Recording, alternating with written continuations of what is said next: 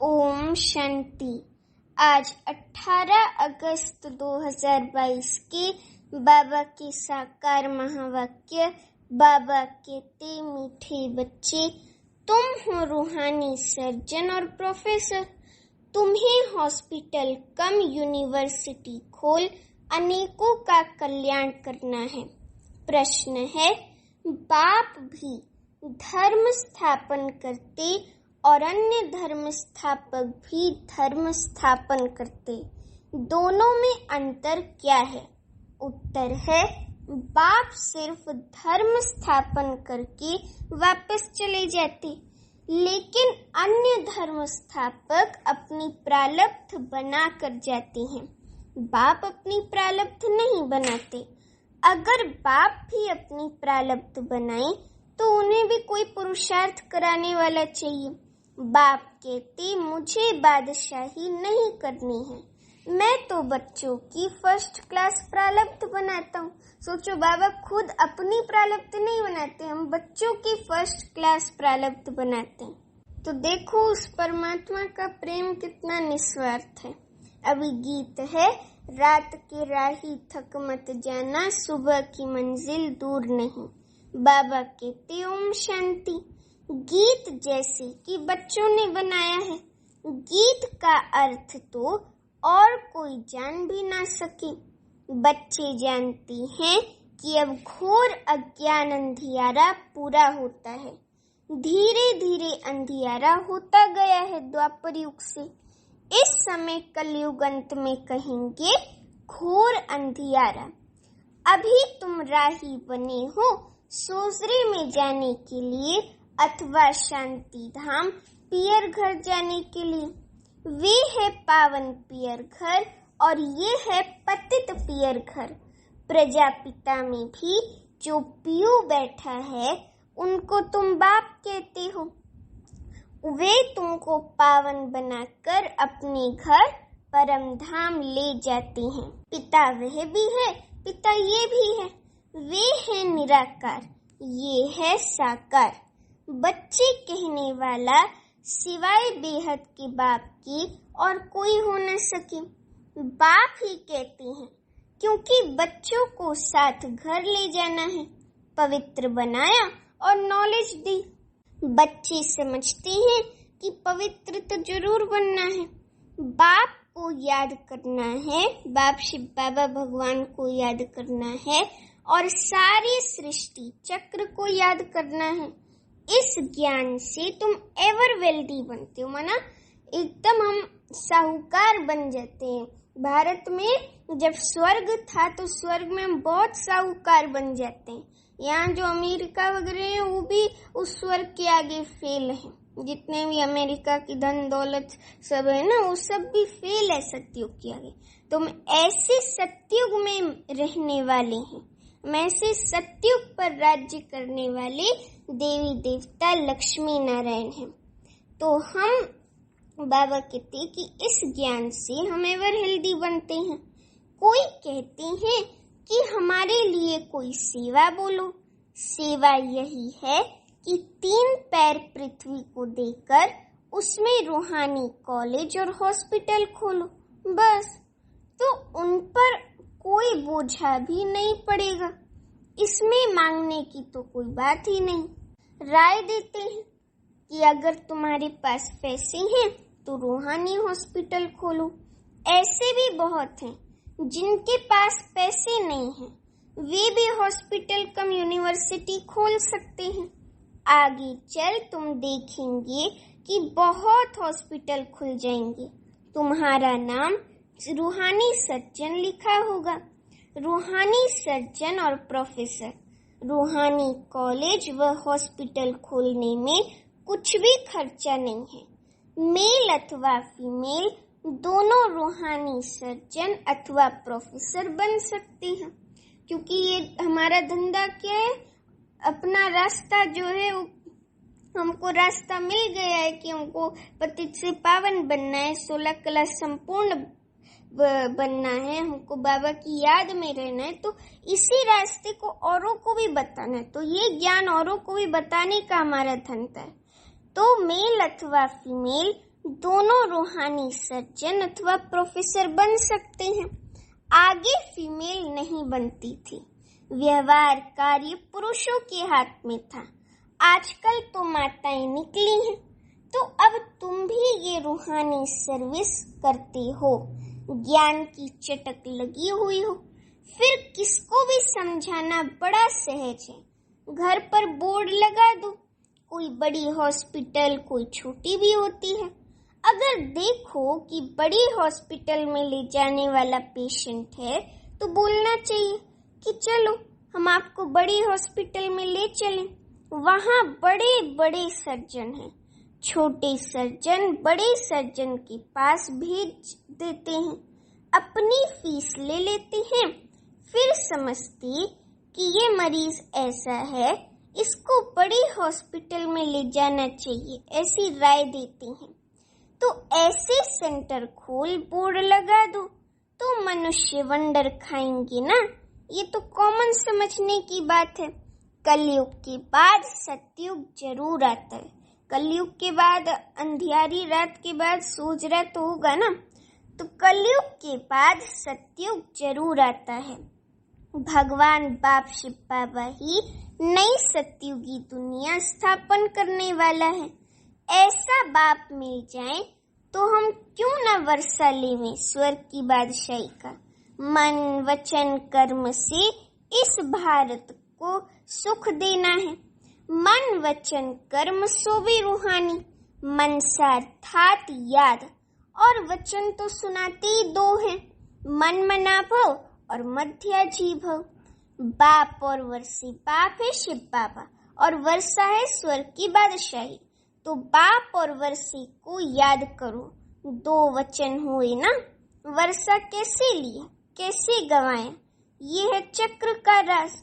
बुढ़ियों को भी शौक होना चाहिए, बोलना चाहिए हमको सिखलाओ।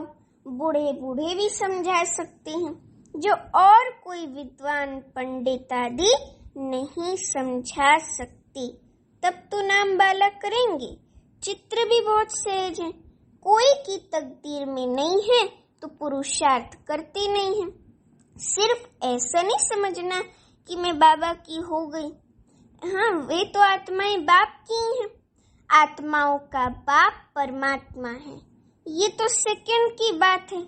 परंतु उनसे वर्षा कैसे मिलता है, वे कब आती हैं, ये समझाना है।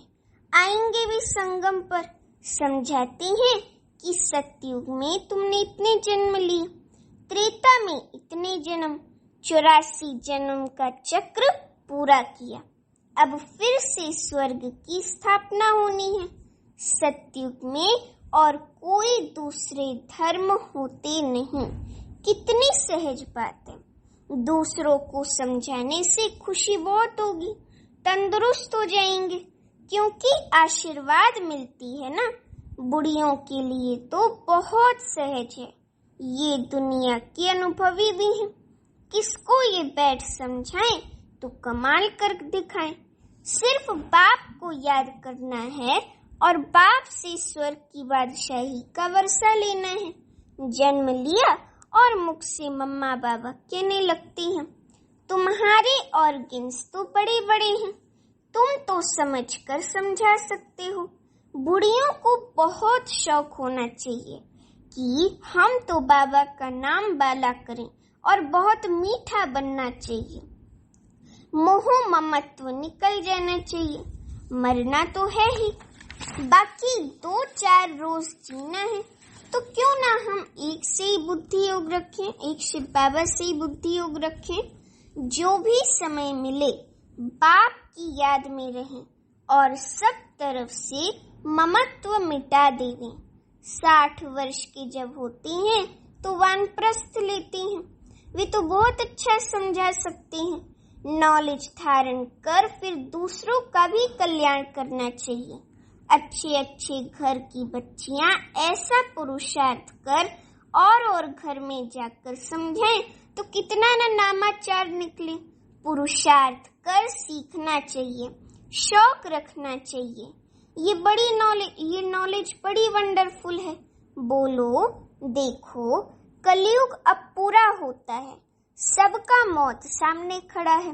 कलयुग के अंत में ही बाप आकर स्वर्ग की बादशाही का वर्षा देते हैं। कृष्ण को तो बाप नहीं कहेंगे, वे तो छोटा बच्चा है। उनको सतयुग का राज्य कैसे मिला?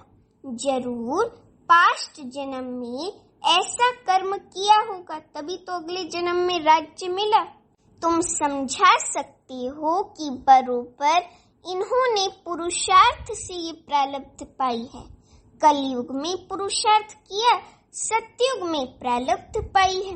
और कृष्ण की आत्मा लास्ट जन्म में क्या बनती है? ब्रह्मा बाबा बनती है। तो ब्रह्मा बाबा की आत्मा कलयुग में इतना पुरुषार्थ करती है जो सतयुग में फर्स्ट प्रिंस कृष्ण बनकर आती है और ये प्रारब्ध भोगती है। तो वहां सतयुग में तो कोई पुरुषार्थ कराने वाला होता नहीं। सतयुग त्रेता की इतनी जो प्रारब्ध मिली है, जरूर ऊंच से ऊंच पाप मिला है, जो ही गोल्डन सिल्वर एज का मालिक बनाते हैं और कोई बना न सके। जरूर पाप ही मिला है। लक्ष्मी नारायण खुद तो नहीं मिलेंगे, ऐसा भी नहीं कि ब्रह्मा व शंकर मिले, नहीं, भगवान मिला। वे है निराकार, भगवान के सिवाय तो कोई है नहीं जो ऐसा पुरुषार्थ कराए। भगवान उवाच, बाबा कहते, मैं तुम्हारी प्रारब्ध माना स्वर्ग की बादशाही का वर्षा फर्स्ट क्लास बनाता हूँ। ये आदि सनातन देवी देवता धर्म की स्थापना होती है। स्थापना यहाँ ही करनी है, कराने वाला तो एक बाप है शिव बाबा, और जो धर्म स्थापन करती वे तो एक दो के पिछाड़ी आती रहती हैं। धर्म स्थापन करने वाले प्रारब्ध बना जाती हैं। बाप को तो अपनी प्रारब्ध नहीं बनानी है। अगर प्रारब्ध बनाई तो उनको भी पुरुषार्थ कराने वाला कोई चाहिए। शिव बाबा कहते हैं कि मुझे कौन पुरुषार्थ कराएंगे, मेरा पार्ट ही ऐसा है, मैं बादशाही नहीं करता हूँ। ये ड्रामा, ये जो आदि सनातन, ये जो आदि बना बनाया ड्रामा है, आदि अनादि, तो ये ड्रामा बना बनाया है। बाप बैठ समझाती हैं, मैं तुमको सभी वेदों शास्त्रों का सार समझाता हूँ। बाबा विस्तार नहीं करते, लेकिन बाबा सभी वेदों शास्त्रों का सार समझाते हैं। ये सब वेद शास्त्र भक्ति मार्ग है। अब भक्ति मार्ग पूरा होता है, वे है उतरती कला, अब तुम्हारी होती है चढ़ती कला। कहती है ना, चढ़ती कला सर्व का भला। सब मुक्ति जीवन मुक्ति को पा लेती हैं।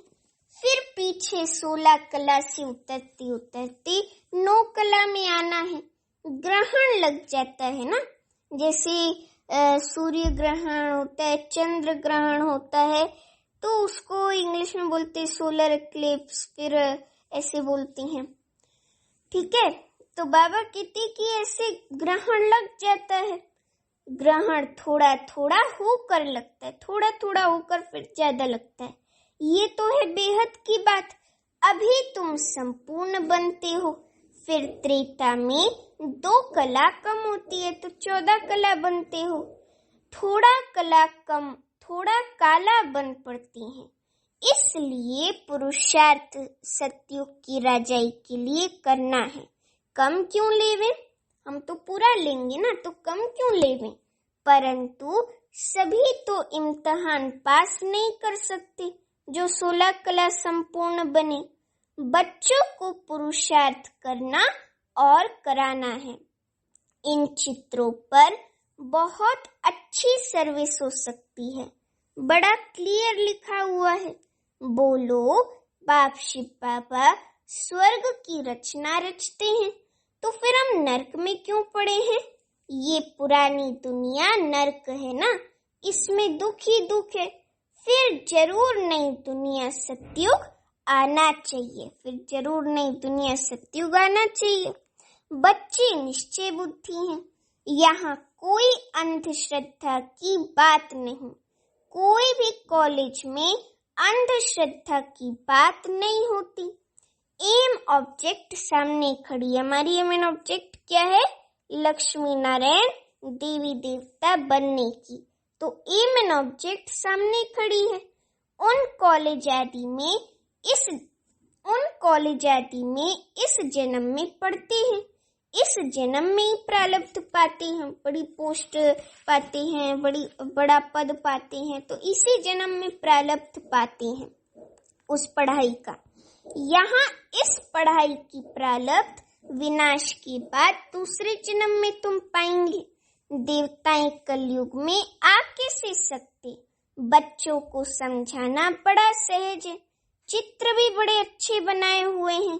झाड़ भी बहुत अच्छा है। जो झाड़ का चित्र है, सृष्टि का झाड़, जो जड़ जड़ीभूत है, तो ये झाड़ भी बहुत अच्छा है। क्रिश्चियन लोग भी झाड़ को मानते हैं, खुशी मनाते हैं अपने नेशन की। सबका अपना अपना पार्ट है। ये भी जानते हो कि भक्ति भी आधा कल्प होनी है। उसमें यज्ञ, तप, तीर्थ आदि सब होते हैं। बाप कहती हैं, मैं उनसे नहीं मिलता हूँ। जब तुम्हारी भक्ति पूरी होती है तब भगवान आते हैं। आधा कल्प है ज्ञान, आधा कल्प है भक्ति। झाड़ में क्लियर लिखा हुआ है। सिर्फ चित्र हूँ, बिगर लिखत उस पर भी समझा सकते हो। चित्रों तरफ अटेंशन चाहिए। इनमें कितनी वंडरफुल नॉलेज है। ऐसे थोड़ी है कि शरीर लोन लिया है तो उसको अपनी मिल्कियत समझेंगे। नहीं, समझेंगे कि मैं किराएदार हूँ।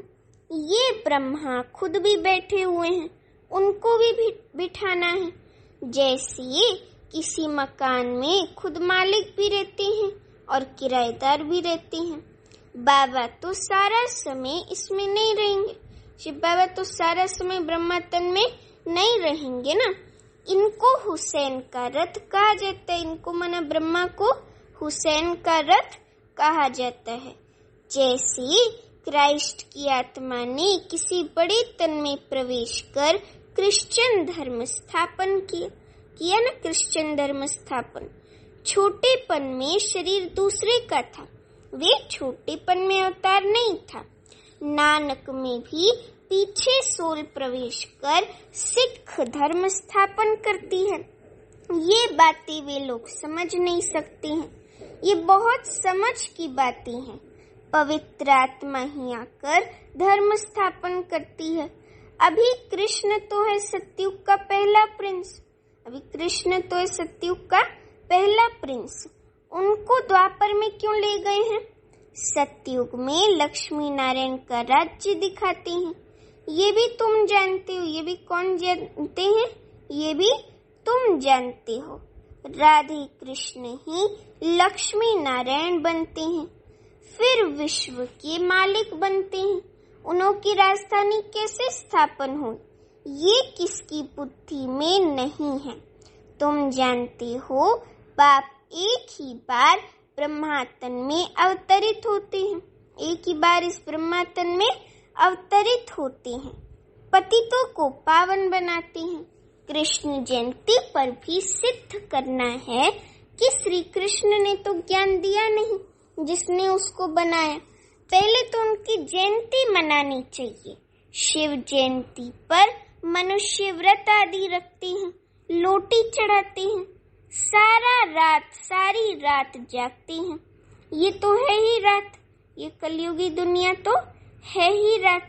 इसमें जितना जीना है उतना पवित्रता का व्रत रखना है। व्रत धारण करने से ही पवित्र राजधानी के मालिक बनते हैं। बाबा कहते कि व्रत धारण करने से ही पवित्र राजधानी के मालिक बनते हैं।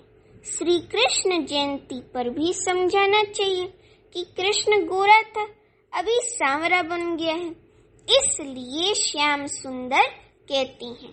कितना सहज ज्ञान है। श्याम सुंदर का अर्थ समझाना है। चक्र कैसे फिरता है, तुम बच्चों को खड़ा होना चाहिए। शिव शक्तियों ने भारत को स्वर्ग बनाया है, ये किसको पता नहीं।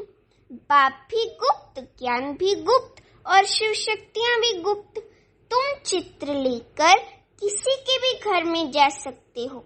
बोलो, तुम सेंटर पर नहीं आते हो, इसलिए हम तुम्हारे घर में आए हैं तुमको शुभ धाम का रास्ता बताने। वे तो समझेंगे कि ये हमारे शुभ चिंतक हैं। यहाँ कनरस की बात नहीं। पिछाड़ी में मनुष्य समझेंगे कि बरोबर हमने लाइफ व्यर्थ गंवाई। लाइफ तो इन्हों की है। अच्छा, मीठे मीठे सीखी लते बच्चों प्रति माता पिता बाप दादा का याद प्यार और गुड मॉर्निंग। रूहानी बाप की रूहानी बच्चों को नमस्ते। अभी हम रूहानी बच्चों की रूहानी माता पिता बाप दादा को याद प्यार गुड मॉर्निंग और नमस्ते। अभी धारणा के लिए मुख्य सार। पहली पॉइंट, नष्टो मोहापन। एक बाप शिव बाबा से ही अपना बुद्धि योग रखना है। देही अभिमानी माना आत्म अभिमानीपन, यही शिक्षा धारण करनी और करानी है।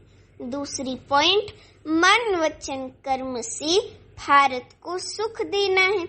मुख से हरि को ज्ञान के 2 वचन सुनाकर उनका कल्याण करना है। शुभ चिंतक बन सबको शांति धाम माना परम धाम और सुख धाम सत्युग का रास्ता बताना है। अभी वरदान है, बेफिक्र बादशाह की स्थिति में रहे, वायुमंडल पर अपना प्रभाव डालने वाले मास्टर रचयिता भव। बेफिक्र बादशाह की स्थिति में रहे, वायुमंडल पर अपना प्रभाव डालने वाले मास्टर रचयिता भव। अभी वरदान का स्पष्टीकरण है, जैसे बाप को इतना बड़ा परिवार है फिर भी बेफिक्र बादशाह है, सब कुछ जानते हुए देखते हुए बेफिक्र। ऐसे फॉलो फादर करो, वायुमंडल पर अपना प्रभाव डालो।